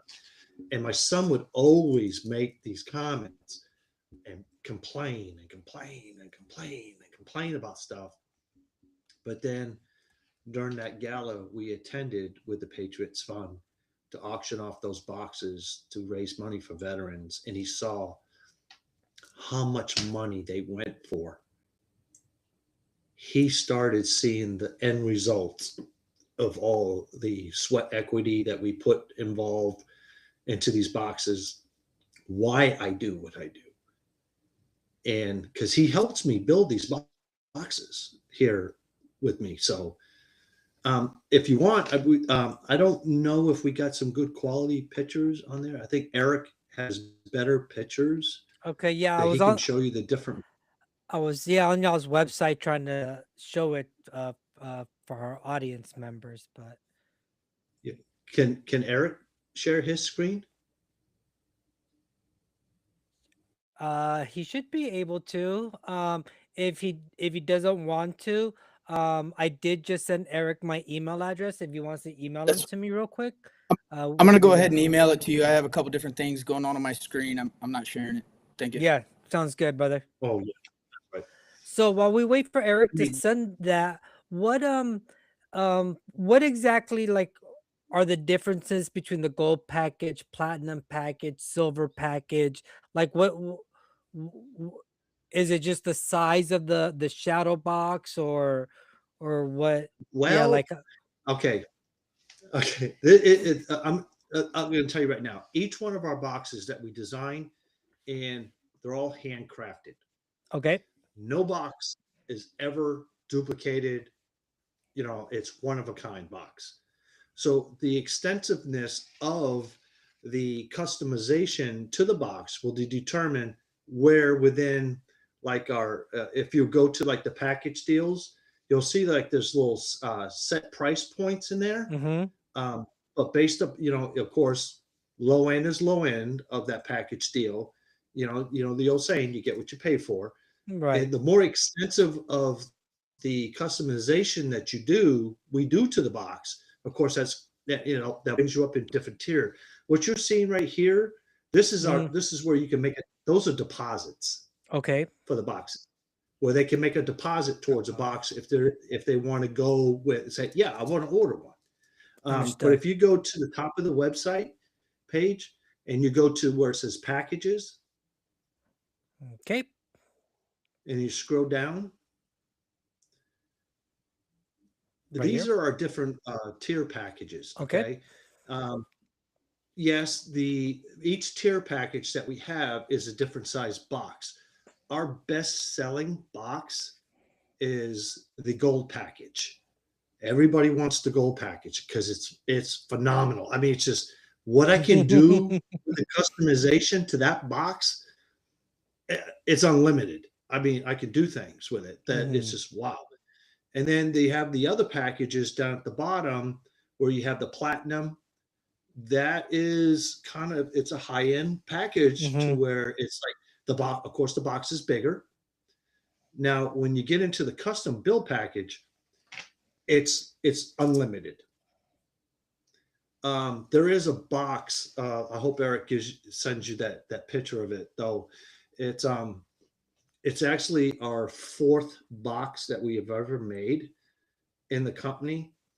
And that box I built for a gentleman, a retired Navy SEAL commander named John McAskill.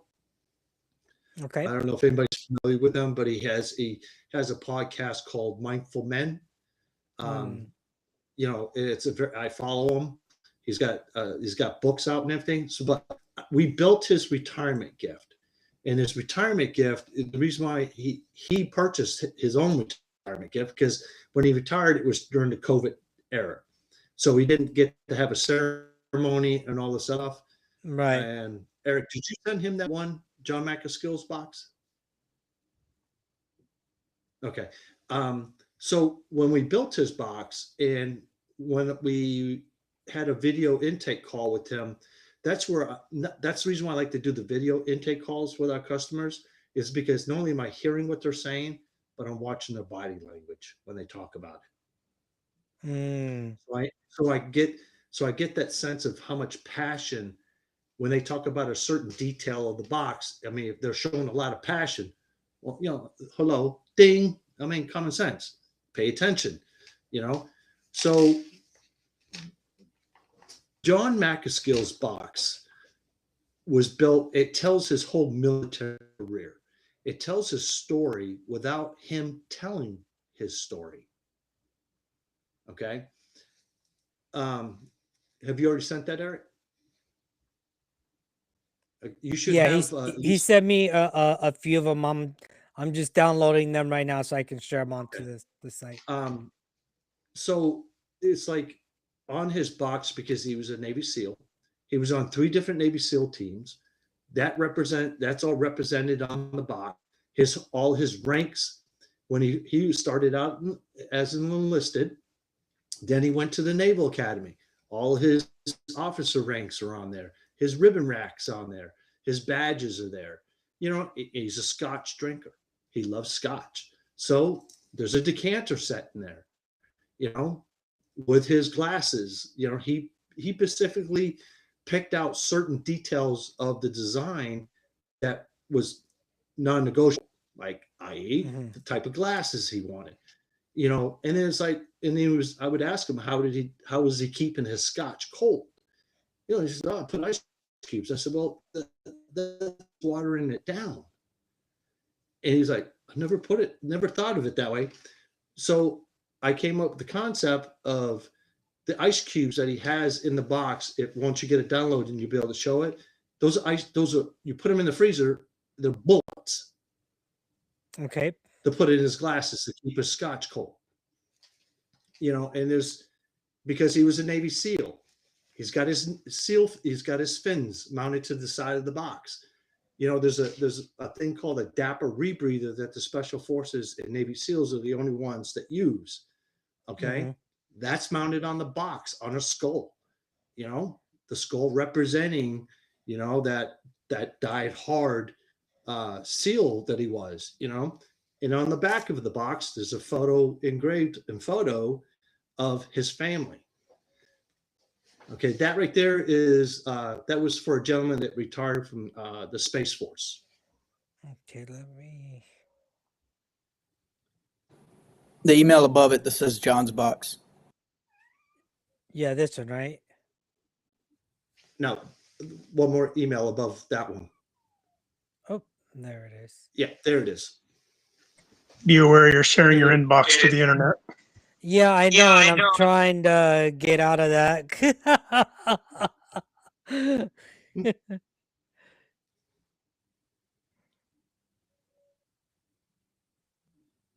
Let's see if that shares now. Uh-oh.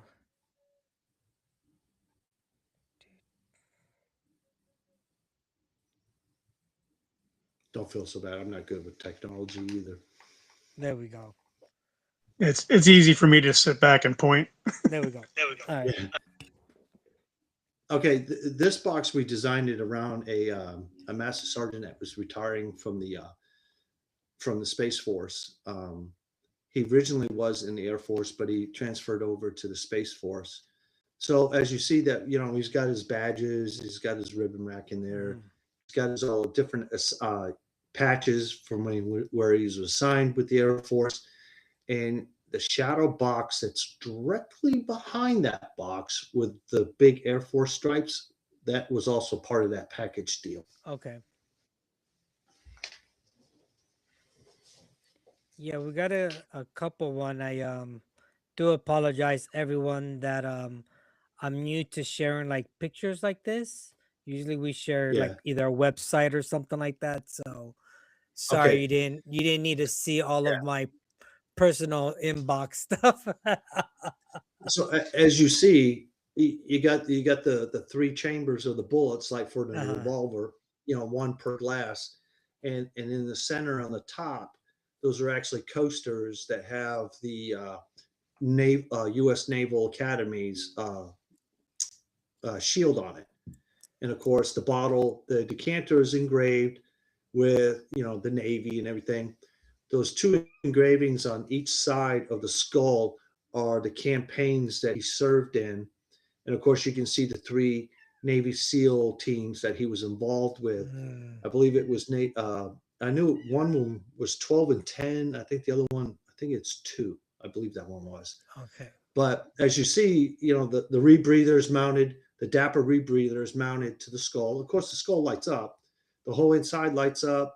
And on the backside, there's an engraving of his family, because the whole concept of a military family is, yeah, this is his military career, but what did he have supporting him? His family. That why it was mounted on the back. And then there was a very personal touch to this box that we listened to one of his podcasts that he did, and he spoke about this certain situation after he came back from a deployment that basically was a reality check for himself with his daughter, grabbing his finger And on the top of that box, there is an engraving right below the handle of a child grabbing the finger that he spoke about. Mm.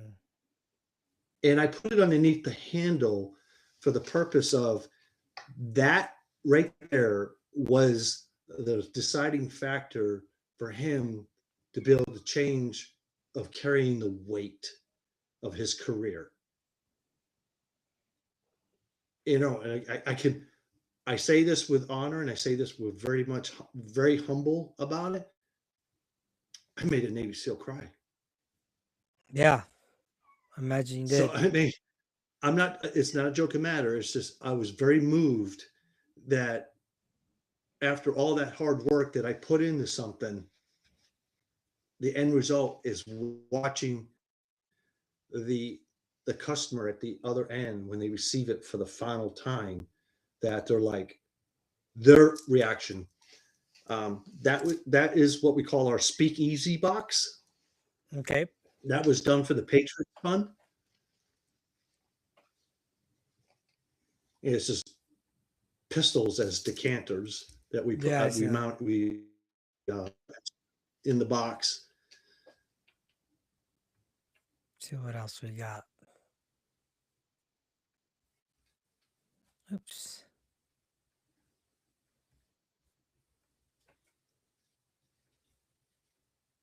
We've done different. A lot of our boxes have been all air, a lot of military. Yeah. But we do first responders. We did a firefighter box. So we're always out looking to assist other nonprofit organizations to be able to help raise money to support veterans and stuff like that. So we're always looking for new partnerships, because our goal is to take care of our brothers and sisters, because we have a percentage of our profits we donate to the Patriots Fund. Okay. So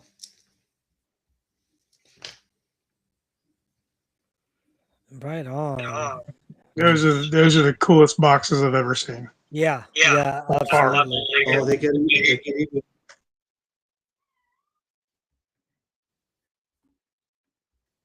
As All we right. first started this business, we're evolving to better things. You know, it's like, wait a minute, I really don't like this. What if we tried this? And it just making the boxes more professional, more a wow factor. It's just it's all about because I'm a very traditional military person. I believe in the tradition of the military, whatever branch it is. I know about the Coast Guard, I know about the Marines, I know about the Army. Don't know too much about the Air Force. Hey, those Chair Force guys. I can always tease them. But in the Navy also, hey, nothing wrong. Nothing wrong. With the certain branches, but doing the research, understanding the whole tradition of that branch. We've done several Marine Corps boxes, and we've done tons of Navy SEAL boxes, different types of Navy SEAL boxes. We have actually done a box for Rockin' with the SEALs that auctioned off a box for Operation Red Wing. And the engravings that I put on that box for Operation Red Wing for the Navy SEALs that died, the mother and father was there during that auction. She signed the box. I mean, there's a lot of emotional things that come involved in these when we do these boxes, and we got a lot of events coming up that we're going to be attending this year. Mm-hmm. That I'm not going to divulge too much, but our calendar's filling, because I don't want to give away some of the marketing surprises that we're going to have for these events coming. So don't want to let the cat out of the bag yet too quick. Yeah. Well, any events that you have coming up, please feel free to share. I know you have Dr. Barry's contact information more than you have mine or Nate's, but share that, and then we can put it on our social media platforms too, and hopefully get you guys more support as well too. Because what it sounds like you all are doing is exactly what I feel every veteran nonprofit should be doing, but unfortunately, they don't, and greed sometimes takes over some other nonprofits. So you guys are definitely doing it right. Yeah, speaking of which, I'm just going to recap on what you said about nonprofits they want to make money. Any nonprofits that I've ever dealt with, I've done extensive research to find out. For an example, if I donate $1, how much of that dollar is going towards the veteran versus going in someone's pocket? I have a hard time with someone taking more money away from a veteran instead of it being applied towards a veteran. So me personally, I'm very selective of what nonprofit organizations I work with because of that, especially when it comes to taking care of veterans. I'm very, very strong on it. So, Well, gentlemen, we have reached our 2 hour mark here.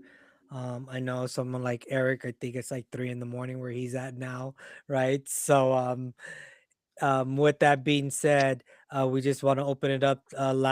Any last minute thoughts or ideas that anyone has before we sign off?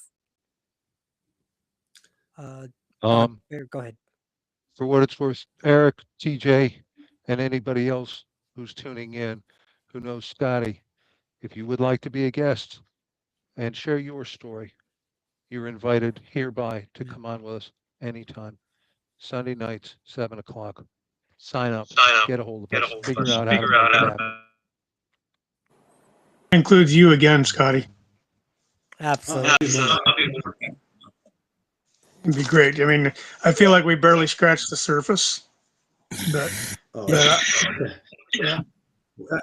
I talked about what I was willing and able to be able to handle and process tonight. So I got a lot more. I got a lot more. Sometimes we just get on with people and we just talk about all the jackassery that we did in our careers. It doesn't have to be heavy.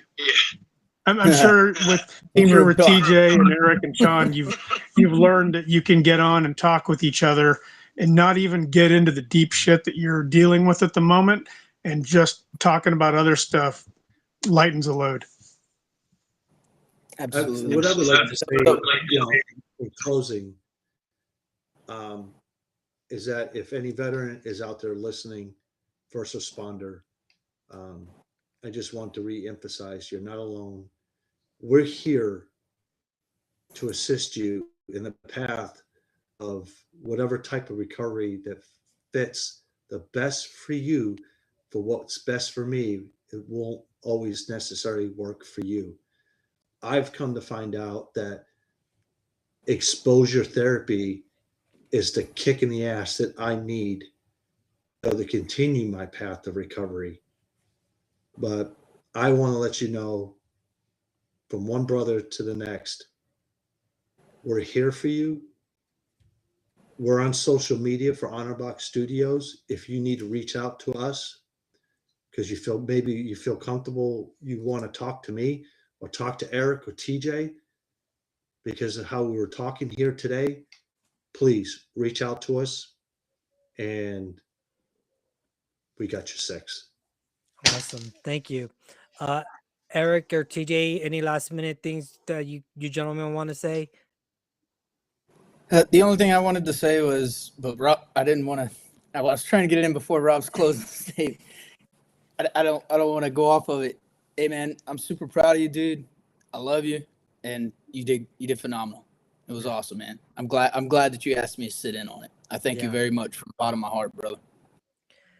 Yeah. So, well, with that, everyone, this will wrap up our evening. And as always, I don't know why I always like to think that I have such great last moment thoughts, right?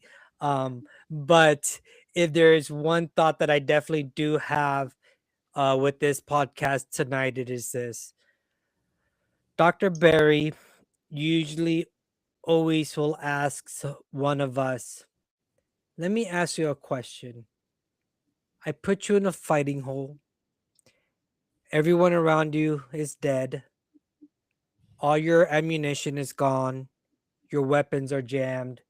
And the only thing you have is a radio. What the fuck are you going to do in that moment when the enemy's about to overrun you? And all of us automatically stop and say, we're going to pick up the radio and call in for backup. This right here is what calling for backup looks like. And this right here is what truly having your six and watching your brothers and sisters six really looks like. Scotty, Eric, TJ, and even Kim that was in the audience, you are a true definition of I got your six, my brother and my sister. And thank you for showing that. Thank you for showing so many veterans that it is okay to still be there for each other just because the battlefield might not be riddled with bullets and mortar rounds. Our battlefields might be internal. Doesn't mean that we still don't pick up the radio and call in for backup and say, hey, brother, hey, sister, I need you right now because I'm about to be overrun and you guys will be there. So thank you for reminding us with that. With that, I wish you all a very great evening. Thank you all who stayed so long to watch. And I honestly believe this was our biggest showing of people watching. So that's a very huge blessing for us. Thank you. Doc Barry, what's up? Yep. One thing, we're when we go back to studio, when we get off live, let's make sure everybody is 100% uploaded. Okay. We'll get to that when we hit the off switch. I just don't want anybody leaving the studio. Okay. Sounds good. All right. Well, everyone, y'all have a good evening, and we're going